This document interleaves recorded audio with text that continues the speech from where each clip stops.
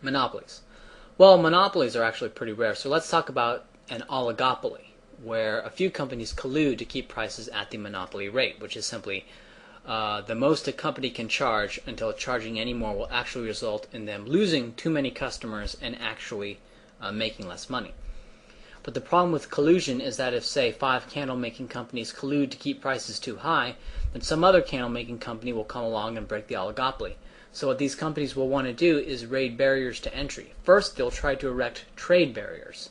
And to do this, they will lobby Congress and bribe congressmen, and they'll say something like, "We need to protect American jobs," or something like that. And that's good, as it gets rid of pre-existing international companies who would break the oligopoly, but you still have the problem of upstart candle-making companies inside the country. So what you will need to do is get licensing. Yes, the oligopoly will go to Congress and bring up some sob stories about how dangerous candle making can be and that unlicensed candles could be poisonous or some such nonsense.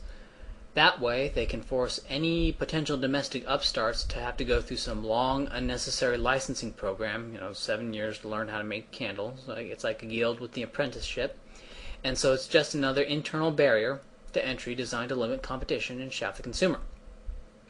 Licensing is great, but the problem is that government officials can be bribed by anyone. So the next step is to allow the oligopolists themselves to issue the licenses. The way you do this is to have a professional association, and the rallying cry would be, let the professionals manage licensing, they know the terrain, get the government out of licensing, or some nonsense like that. And of course government officials are fine to do this, because of course the professional association can be regulated. Oh yes, this opens up the whole wonderful world of inspectors and fees and stamps and stickers and departments and written requests, all taking months to get through some arbitrary maze of office supplies, sometimes even requiring multiple written requests that get lost in the quote system, close quote. It just gives bureaucrats goosebumps just thinking about it. And of course, all this is paid for and enforced by the state, meaning it is enforced by you because you pay for the state. It's bad enough that all this is happening. What's worse is that you are paying for it. The cost of enforcement for all these rules is shifted onto you. You are paying for your own shafting. And this insanity is only possible when you have a state. Because if some candle-making consortium said that they wouldn't license you or give you their seal of approval if you didn't spend 3 years in candle-making school, this consortium would be rendered irrelevant in pretty much real time in a free market. And of course, you will find demagogues who will blame this crap on the free market with the conclusion that the market isn't regulated enough, of course. The last step only applies to oligopolies, and that is having open book accounting. The problem with collusion is that you will have traders from the den of thieves. Let's say you all collude to sell candles at $3 each. If you do this, then a guy who charges $2.90 for candles is going to make a killing, and everyone else who held to $3 a candle won't be able to sell hardly any candles at all. I'm talking about wholesale price here, not retail price. Retail is by definition open book. To prevent this, the oligopoly will go to Congress and say that we must have open book accounting, and will say it's to protect the consumer, which of course is the opposite of the truth. Open book accounting then allows for colluders to charge at the monopoly rate and not fear of anyone in the cabal going off that monopoly rate. This doesn't apply to monopolies because a monopoly is just one company and can charge a monopoly rate without any worry. And of course, this is what the real robber barons and the old railroad companies did. The state-subsidized rail lines were horribly inefficient, and the Transcontinental Railroad went bankrupt, while a private rail from, I think, St. Louis to the Willamette Valley on Oregon was built and maintained by one company and turned a profit. And of course, charging obscene rates is only possible with collusion. And collusion is only possible in the long run if you have a state or a monopoly, but a monopoly is actually a lot rare.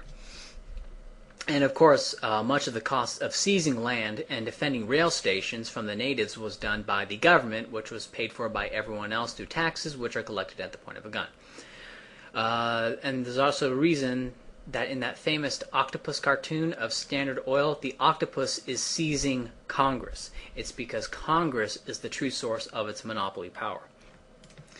Some other possible scenarios for monopolies. Buying a monopoly. Let's say one candle maker tries to buy up all 4 of the other candle makers in the whole world, because there's only 5 candle makers in the whole world. Okay. Let's say one candle maker tries to buy up all 4 of the other candle makers, and as he buys up more candle makers, the cost of each merger is going to go up and up and up.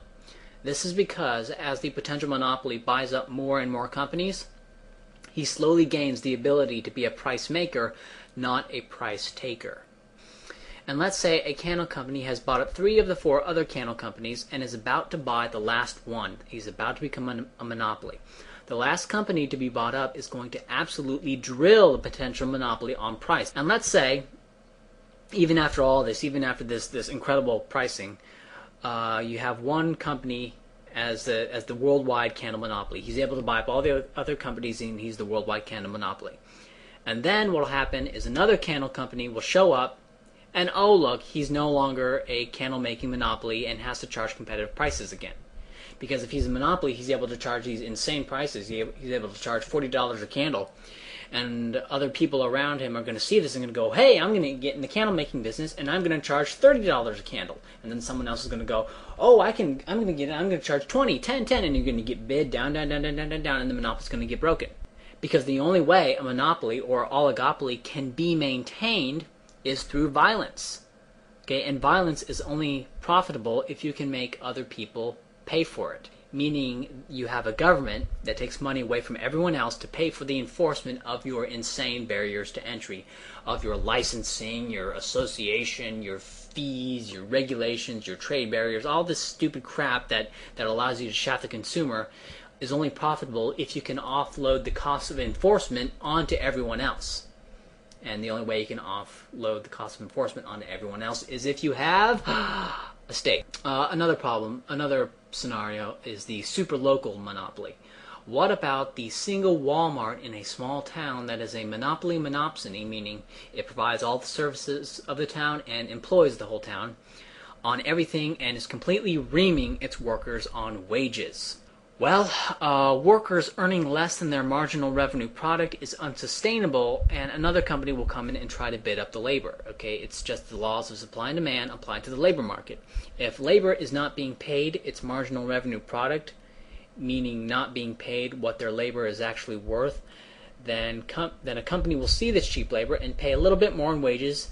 You know, it's like $2 an hour. Oh, cheap labor! I'm going to go in here and I'm going to pay them $2.50 an hour, $3 an hour, $3.50, blah blah blah blah, until you bid it all the way back up to what the market rate, to what their labor is actually worth. This is basic supply and demand. This is first semester economics. Another scare scenario is the natural monopoly.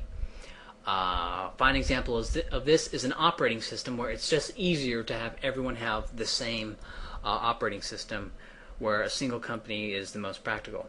Okay, like for Microsoft. What happens in natural monopolies, such as an operating system, is that while Microsoft has a monopoly on an operating system, let's say, it doesn't have a monopoly on things a person can do. Okay, so if it charges stupid rates for its operating system, people will not use an operating system or not have computers, or even a natural monopoly isn't complete, as other companies have made operating systems compatible with Microsoft, and all the Office programs for Microsoft all have competitors. And so we can see this right now. With a natural monopoly it's a bit more difficult, and of course the government doesn't help with the natural monopoly either. But with a natural monopoly, it's a bit more difficult, and it takes a little bit of time. And so Microsoft was able to ream the consumer because it is a natural monopoly, but it's not doing it quite as much anymore as it's having a little bit more competition, and as competition has begun to materialize. And the reason it's been able to materialize is because for whatever reason Microsoft hasn't been successful in lobbying Congress to enforce barriers to entry on operating systems. The idea that we need a government to protect us from monopolies is logically and empirically silly. It is also a contradiction that we need the biggest, most bloody, and violent monopoly of all time to protect us from fictional market monopolies whose only power is to overcharge you for something. And even overcharging is rarely done, and never consistently or in the long run.